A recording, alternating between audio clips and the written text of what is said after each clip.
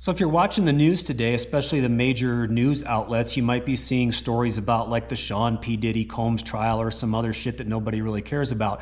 But what you might have missed, which was actually really important, is a story about the acting director of FEMA, Cameron Hamilton.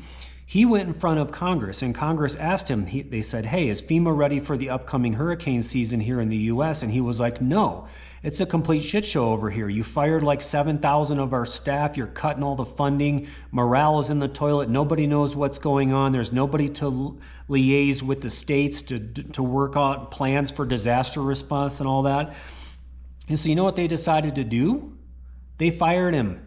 So then the director of Homeland Security, Kristi Noem, she decided to appoint David Richardson to that post, director of FEMA. Now, you might be asking yourself, well, who's David Richardson?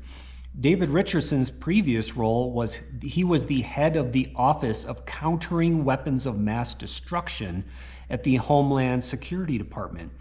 Now, you might be also asking yourself, what does someone who's a professional at countering weapons of mass destruction know about disaster response? I'm going to tell you, he doesn't know jack shit. So the point to this rant is FEMA is in trouble. It is in a death spiral. And if you're someone who lives in an area that's prone to natural disasters, you need to be aware of this. You need to understand that in the event of a natural disaster, FEMA is not going to be there for you. You just have to assume that.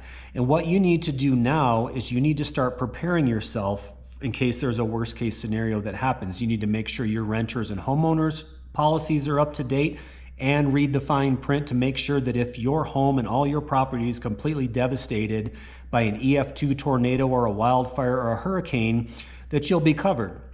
You also need to understand that the power is probably going to go out in pretty much any natural disaster, so you need to know how to operate in your home for days or even weeks on end with no power. You need to stockpile supplies, you need to have food and water, and probably most importantly, you need to create bug out bags and checklists and understand how to evacuate quickly from your home if that becomes necessary.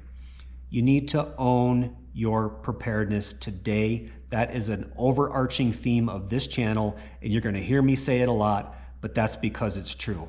Everybody take care out there.